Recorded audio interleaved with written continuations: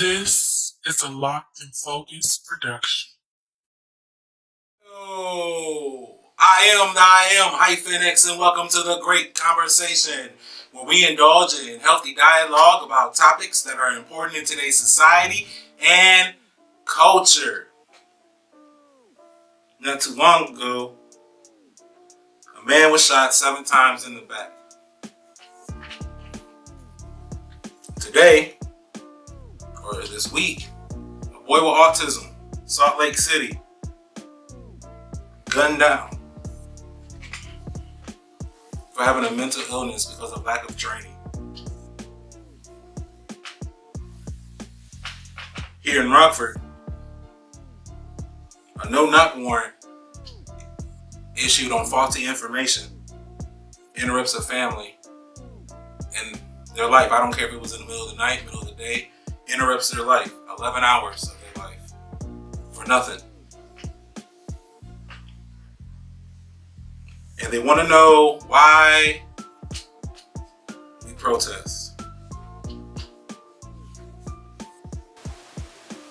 How many infractions let me say it like this. How many more public infractions does there have to be for the ones in the position to make change to do so?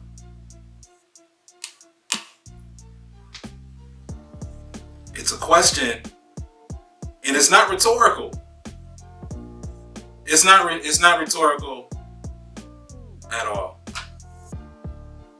To the left of me, I have some very special guests.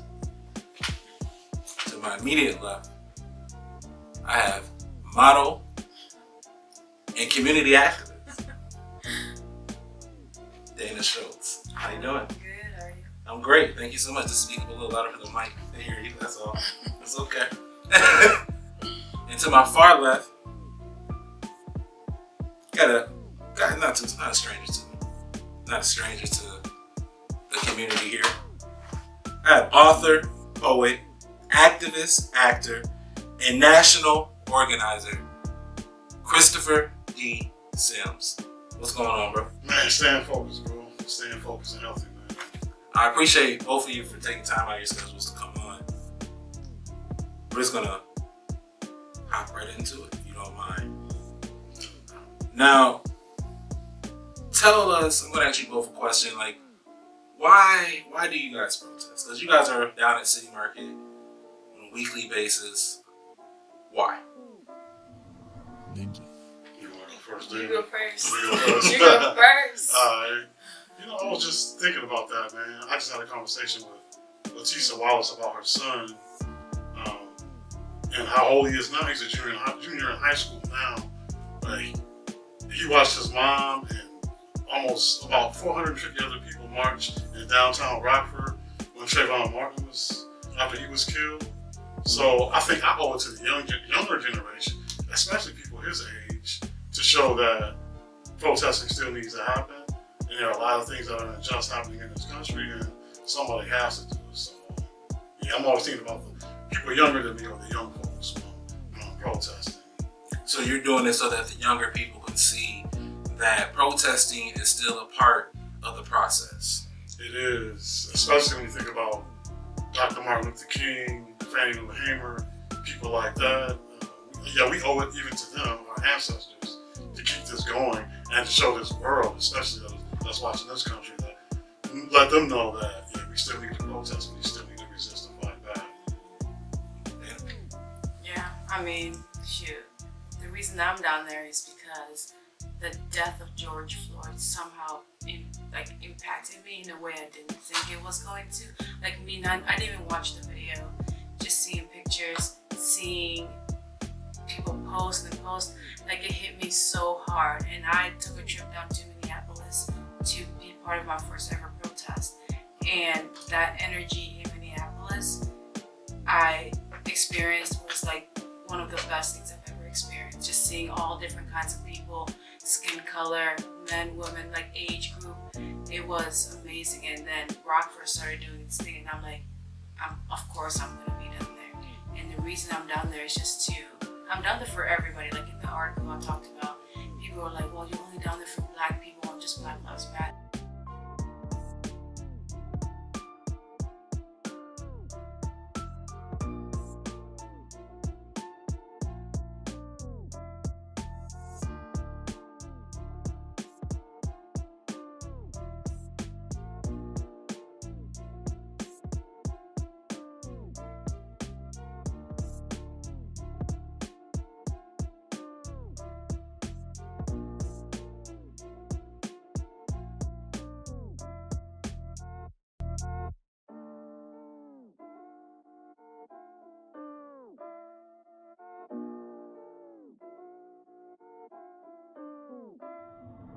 Ninja.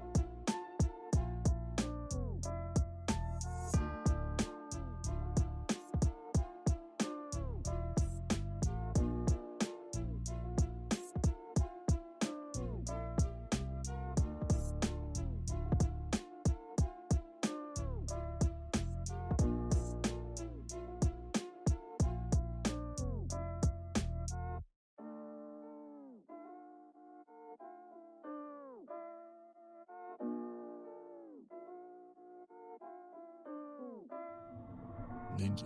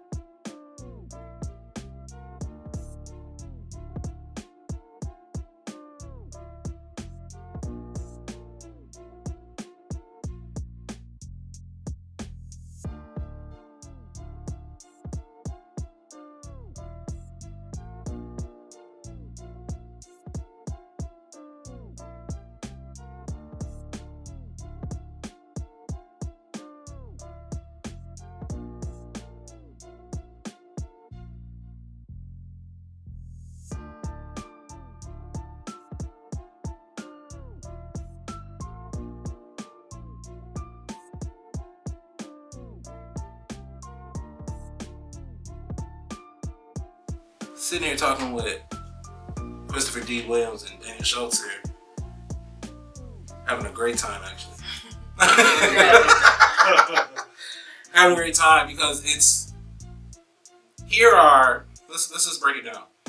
here are 3 individuals involved in a movement, and not everyone is doing the exact same thing. This is my first time having a conversation with you.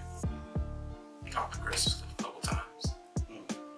But the energy, been here before, you know, like we're good.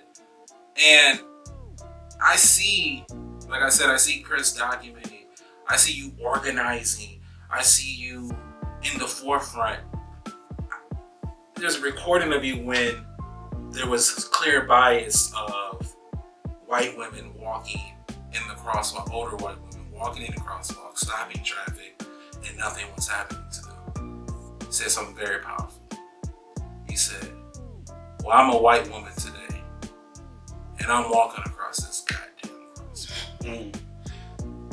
Moments later, they try to chase you. Yeah. That was that when you ran down, That's from west on State Street. Yeah. That's the infamous picture. Yeah. T-shirt. When you're running, let's be serious for everyone. When you're running, what are you running from? Some people say you're eluding arrest, you're fleeing the law, you're I'm a criminal. you're Felon. yeah, All those cute all those names. things. Tell us what you're running from. I am not a criminal. I am not a felon because all the times I've been arrested have been unlawful. I have done absolutely nothing wrong. And that time, that picture that you see of me on the shirt, I was literally on the sidewalk they told us we can be on. I was crossing the sidewalk to go talk to somebody, and all of a sudden, I just see someone reach for me. And being down there, I'm not safe. So like, if someone is reaching for me, trying to hurt me, my first thing is to get out of that situation. That's everyone's first thing. Yeah. So it's fight or flight. And in that moment, I took flight and I left. There's no reason for me to be there, especially when that whole time my name was circling. They were targeting me the whole time, waiting for me to do something illegal. And even when I didn't do anything illegal, they wanted to do something to me. And so, I don't know, all these names that people are calling out to me, or like calling me criminal, felon, or you shouldn't have done this, shouldn't have done that. Like, come down to the city market, talk to me, see what the atmosphere is, see what's actually going on, not the little live you want to pick and choose from. So come down Friday at 5 o'clock. Because we'll be outside. Like, and Chris, let me ask you, man. So from you documenting and seeing things, and what are you hearing? Positive and negative. What are you hearing? I like to have positive and negative. Yeah. You know what? Even on Facebook, or especially Facebook, I'm having a lot of side conversations with some of the elder activists in the community, or some of the older folk who are trying to find ways into social justice work. And they're really concerned. And they're asking me, what do the young folk need? What do they want? And how can we help? And I say a little, but I'm hoping that they see young folk younger than myself down at City Market protesting and see that they're very organized. They understand what they're doing. They know exactly what they're doing. And if you can help, just be supportive more than anything. And I hope that's getting across to them. So more than anything right now, that's what's being said. But I still think some of them think that, and this was weeks ago especially, that was taking place down there with all of the protesting, is that it was not right for the local leaders like the mayor, and now they're beginning to wake up and they're starting to push back against some of the stuff that they're doing. So even Rebecca Newgren, who is the minister in town, she's at a conversation with the leaders of City Market, and she was hoping that something would come out of that, whereas they wouldn't be as abusive or as resistant towards what's going on down there. So, but that conversation didn't go anywhere. So there's still a lot of work to be done. And the reason for that, I think people don't understand. I don't think people understand what protesting, boycotting. Let's just keep it 1,000. in Rockford, there's no place where blacks spend their money that is going to really have an economic blow anywhere. To have an effective boycott, pockets must be hit. Yeah. Period. I believe that the bus boycott went on for 382 days. Yeah, long time. Not just a clip that they show us on a half a day in the shortest month. Yeah. That is not what happened. We have 3 more protests. And a lot of people are looking and saying this to you guys. Then what? What's next? What's next? What for this to be a successful demonstration, what has to happen for effective change?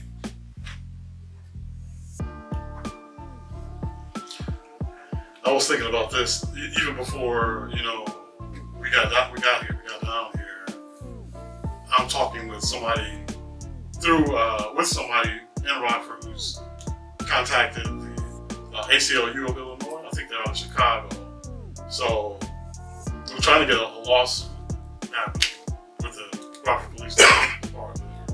I think that would be strong. It would be really effective, and it would bring some change. But I'm also thinking about this, and some folk, and I totally understand it because I've been empathetic. If we can change the political scene here in Rockford, especially the mayor position and city council big time, that would be a huge change for the city. Especially if we could help elect some very progressive candidates in the city, I think that would help change things significantly.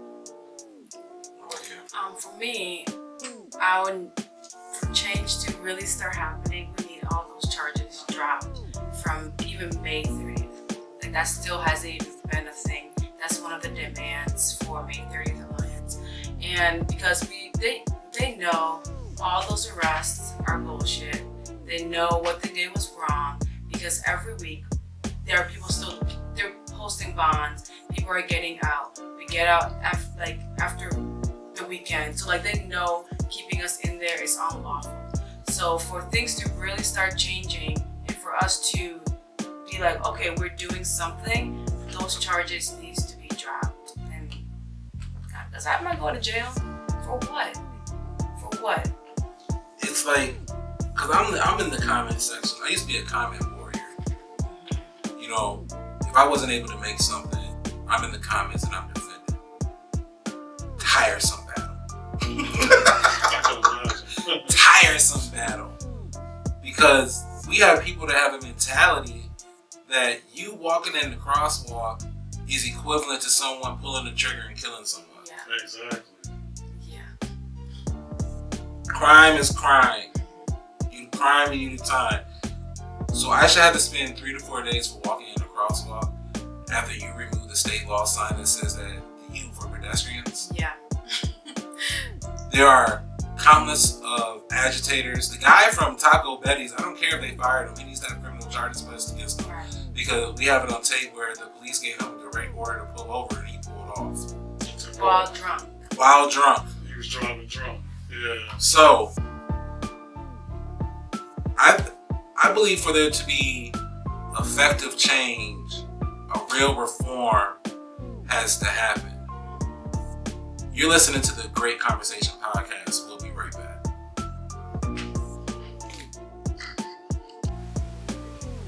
And for us to see real reform, like what Chris was saying, we have to out with the old and with the new.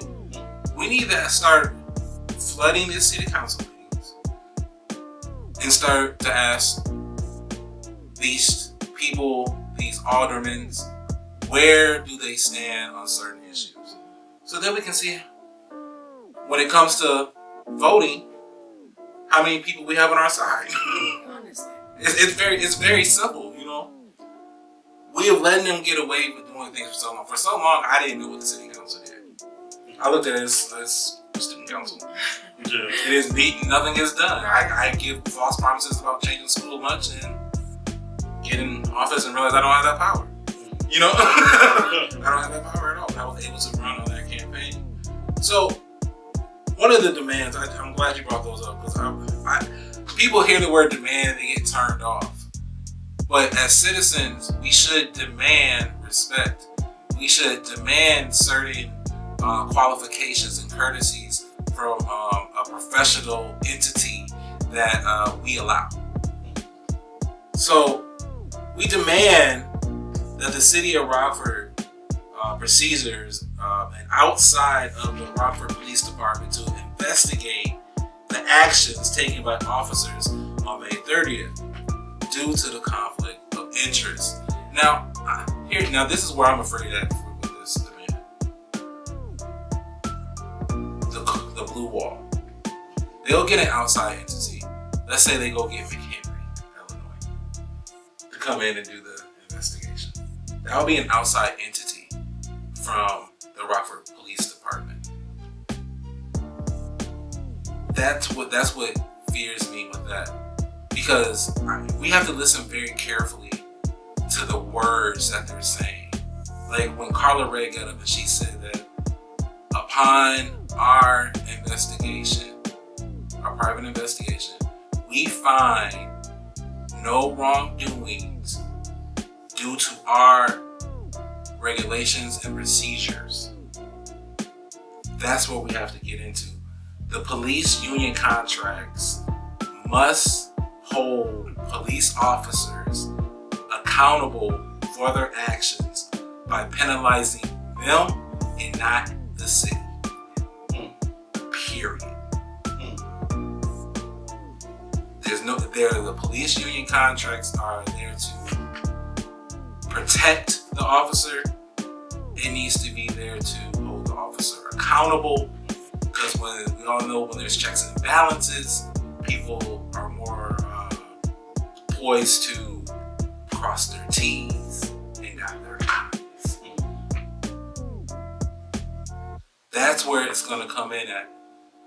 And I was talking to a guy down there, and I said, he was like, I don't know why they're down here protesting, They need to be at the city council meetings. And then I turned because let's just be honest, the protesters go hard.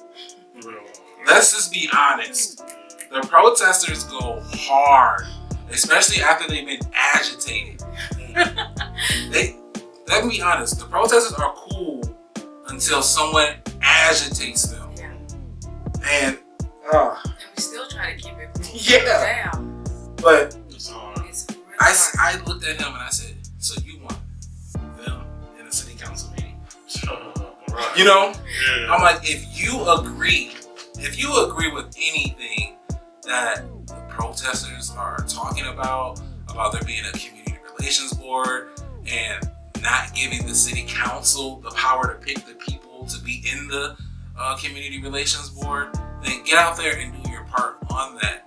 It's not fair to ask the protesters to do everything. They're doing a part. And it's funny because what they see as city market is what they think is all that's happening. Yeah. Not everyone. We have a team of different people doing different things. Not everyone is there at city market. We have people in legal things, people with bonds, people going to city, like people talking to different people. So when they're like, why don't you just sit down and have conversations? We are, but we're also going to be out in the streets too. Until something happens. Yeah. Tired of talking. Chris, you've been around for a while, bro. Yeah. How many conversations have you heard that there's been? And then compare that to how many conversations you may even said it. Wow. even 5 or 10 years ago, man, conversation after conversation after conversation. And I finally got fed up myself. I stopped attending some of these meetings around, anti-racism and all of that, because where is this conversation, this dialogue getting us? It ain't getting us nowhere. And then they were really shocked when people started protesting and really getting out there. They couldn't believe it, but you expect people to talk and sit, but nothing's getting changed. Nah, man, that's not the way. And you ever just spoken to someone who has some power, and then they kind of give you that right off answer, saying it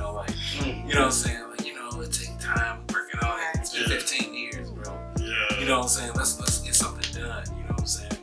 Like, we have to start looking at our vote, our local vote, as I'm going to talk about our local vote as currency. You know what I'm saying? Because it costs something. We can't just not give it away. You know what I'm saying? And then if you do just give it away, then you're wasting it. So if someone is, what am I getting in exchange for my vote? What's in it for me? What are we getting? What are we getting? Are we getting the same old, the same old empty promises? The last time you were in office, you didn't do X, Y, and Z. You didn't do that because you were fighting and people wouldn't let you. Well, who? Which one of these people on this board didn't block your vote? So we can address them. We need to know where they stand on these issues. So I really do hope that the next move is blacking out the city council meetings every Monday. I hope that is the move. And then if you can't do those, they have all these different conversations. I hear the mayor having a lot of conversations, a lot of Zooms, a lot of Skypes, but nothing is really being addressed. It's almost like hey, look at me, I'm doing a good job, and I'm talking to other people that are doing a good job. But it's not like, hey guys, this is that Obama shit, bro. You're gonna have to get down here and roll those sleeves up if that's what if you're claiming to be like the Obama of Rockford, and I'm saying this about a white guy, you know what I'm saying? Like he's the Obama, like everyone's like, oh, he's a good guy and everything, yes, but where's your policy stance? We need someone with a backbone. You know what I'm saying? A good leader, everyone doesn't agree all the time with a good leader, but everybody understands that the decision he makes is for the quality of the people that he leads. Now let me say this to you, Brother Dinesh. So I've been in that position where I've been very close to mayors or city leadership, and it always works out to their benefit. Rarely does it ever work out to a black person or a person of color's benefit. So I see that same game being played with the current mayor.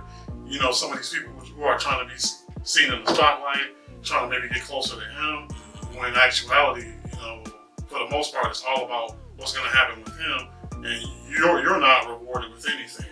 You're just somebody that was used, you're a pawn in this game that they play. Yeah, because it's all for political points. You know what I'm saying? I'll take a photo out with you. I'll do this. I'll wear a face mask with you. You know what I'm saying? Things like that. I'll give a little elbow. Yeah. You know what I'm saying? I do a little peace walk with you. Yeah, I do a little peace. I'll walk around with you. It's fine. At 11 o'clock in the morning. Peace walk. Protest at 11 a.m. Unless you're going to stop downtown traffic for lunch. You shouldn't be doing protests at 11 o'clock. But in all actuality, this is when you have to separate personal from politics, because you can be this is where I go with the whole the cops and the racist system. You can be a good person and a bad cop. Yeah. Yeah. People just At don't the same understand time. what that means. Yeah. What does that mean to you? It means your dad, your uncle, your brother can be a great person. Like, okay, cool.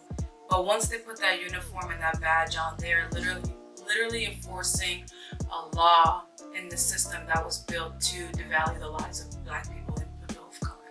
And so that's why we say no good cop in a racist system, because the whole system as a whole is racist. And once they put that badge on, their job is to enforce a law that was built on racism. So,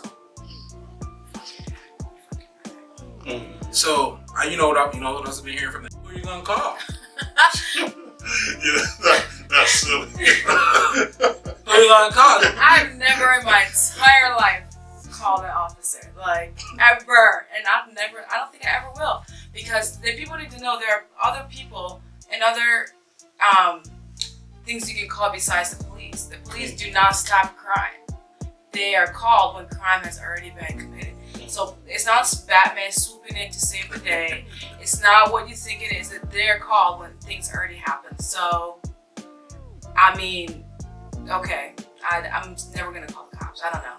It's like you wouldn't call the cops to prevent a crime. Right. Because even if your child went missing for 2 hours, they tell you to come back. Exactly. Yeah, it has to be 48 hours until we can do anything. Yeah, just come back. They're 4 years old. Maybe they're hiding under the cookie jar. I don't know. You know what I'm saying? These kids just pop up. Yeah. You know what I'm saying? Like, people, like one of my favorite shows is finally coming back, but it's not coming back to TV. It's going up to Quibi. Reno 911. And I like the fact that Reno 911 is coming back because they're gonna really talk and use comedy about what's going on now inside of the police force. Nice. You know what I'm saying? Because it's like dark comedy. You know what I'm saying? Like, because what really does go on? Like, let's take this instance that happened in Salt Lake. Let's look at that. So a guy calls for his brother who just had a mental health evaluation. He calls the police. The police come. The boy runs. He has autism. The boy runs, and he gets shot. Just because he ran. And they said that he may have had a weapon, but there was no weapon found. My question is, why couldn't they just run, chase him down, tackle him like they tackled you? Right. You know what I'm saying? Right. If it wasn't all those people down there when you ran, would they have shot you? Yeah. That's Hell a serious yeah. question. Hell yes. Mad because they can't catch you? They know who you are. They have your information. Meet me at the They crib. call me by name. Yeah. Every time They got all your information down there. It's in Yeah. the computer. Yeah, they got pictures of people protesting. I mean, Yeah. it's a sick system, man. Like, they shot. Then they said that there was only 3 to 5, I want to say, police officers that are trained in mental health crisis or whatever. Why wasn't that offered dispatch? Right.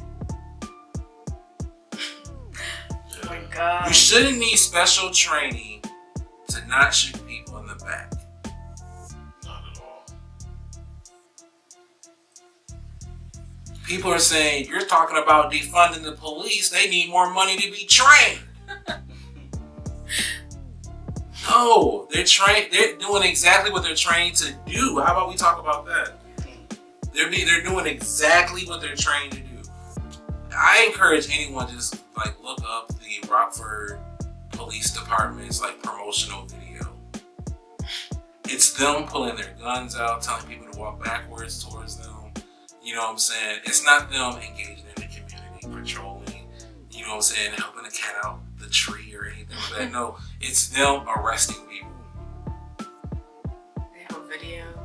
Yes. Oh my God. A recruitment video. And they claim to be the police of the community. They are. Yeah. Peace officer. They are the police. They patrol around. Just imagine the 2 officers that you see patrolling around. Close your eyes and imagine them on horses. It's the exact same thing. Slave Yeah, patrol. okay. The car has horsepower. Let's just think about that. Things don't really change too much. And then people will say, well, you know, white people are getting killed more than blacks. Okay. Why aren't you out here marching with us? I'm like, is that okay to you? Yeah, like Like, why? are you okay with that? Like, that's okay? You cool? Because you wasn't mad before. Right. You know what I'm saying? You didn't say nothing beforehand. But because something came up against me and mine and I said something, now it's a problem. Now It's a competition. Yeah. It's competition. Wait, hold on, guys. We got this one. They're actually doing it to us. So blue light, back to blue. You guys should stop. Everyone should stop. They're I'm doing it just to like, us. cops are not supposed to kill people. Just so everyone knows that. Yeah. They're Things not. like that. There's some. You see it all the time when they shoot them in the leg. You know what I'm saying? Yeah. You know what I'm saying? They wrestle them down. You know what I'm saying? Things like that don't happen because they say, oh, you know, they're not properly trained. No, I'd say they're trained to do exactly what it is they're gonna do. Yeah. They don't talk to you with any respect. You better be yes ma'am and yes sir. Because that's what I see a lot of down there. They're mad because people are cursing at them. And Their feelings are no, you can't curse at the police. Yes, you can. You can curse at the police. And that does turn off, I will say this, that does turn off a lot of the Martin Luther King era black folks. Yeah. That turns them off. Pray for them then, because they're going to keep going. You know what I'm saying? This is not Martin Luther King Day. This is not it. I'm sorry. Like, okay, so people that are complaining about protesting and demonstrations and whatnot, these same type of people existed in Martin Luther King That's time. crazy shit. Yeah. You would have been one of those. You would have been one of those people against the civil rights movement. Right. Why are they going in there sitting at those people's counters? Right.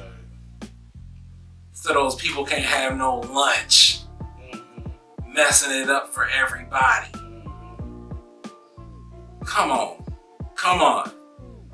Find your part. I think this is something that every citizen should be behind, is the reallocating of funds in the police department back to the community. Yeah. And when we say the community, we're not just talking urban community. Yeah. We're talking from the inner city out. That's what's being said. People get scared when you say, that was actually the definition of defunding the police right there. You know, people get afraid, like, oh, they're not gonna have it. Why does the police need militarized weapons to go against you? They're the community, they're supposed to be protected. You don't need riot gear for what? We don't have. I don't know nobody with no tank. Right. I don't know anybody with an armored truck. You know what I'm saying? We don't just have one of those parked on Auburn. You know what I'm saying? Over on Underwood. We don't have some just parked like that. We don't have that. So why are you using these things? Let me ask you guys a quick question. Where do we go from here? Where do we go from? Because just like we brought up Martin Luther King, they were marching in, getting sprayed by water, bitten by dogs. We're marching now. You're getting arrested. You're in town. Where do we go from here so that we ain't got to march? That's a huge question. And I think even subconsciously, I think about this question. Even if I'm on my bike right downtown, protest at City Market. And I think it's definitely a national question, but it's definitely a local question. I think I will repeat what I said before. An ultimate change in the guard, especially political leadership that doesn't understand that, like you said, the police are killing black people, and that shouldn't be a thing. That should never exist. So until we have leadership that understands that, then things will remain the same. So a change of guard, for sure. Until we start holding all those officers accountable and investigating, charging them with their crimes, not putting them above the law because they have a badge and a uniform. Until we start holding people accountable for the things they're doing, I don't know what's gonna happen, because that's what we need right now. I believe a change is gonna come when everyone is in their own lane, working for the common good of the people, and we punch the government. We have yet to punch the government in the mouth. We haven't done it yet. We have to punch the government in the mouth because we've been getting punched, kicked, arrested, taken advantage of, financially raped for a very long time. Looted, yeah. And like the person in a domestic dispute, if we decide to grab a weapon and to defend ourselves, and you fall on the blade, it's not on us. It's not on us. I want to thank my guests for coming on today. Let them know where, drop those tags, let them know where they can find you. I don't even know how to promote myself. Dayna Schultz. Boom, boom, find her. You know where to find me. Christopher D. Sims, Facebook, Universal Love, Twitter. Just follow Christopher D. Sims at Instagram. I'm on YouTube, Christopher D. Sims. You do me. Do mine next. Dayna Schultz. Dayna Schultz. Facebook. Instagram, YouTube. Yeah. Yeah. Well, You know who we are, man. We are the Great Conversation Podcast. Catch us on Spotify, SoundCloud, YouTube, and coming soon on 105.7 FM Freeport Flight Radio. Nice. All right, man. I just want you guys to remember, you always don't have to agree to have a great conversation. Peace.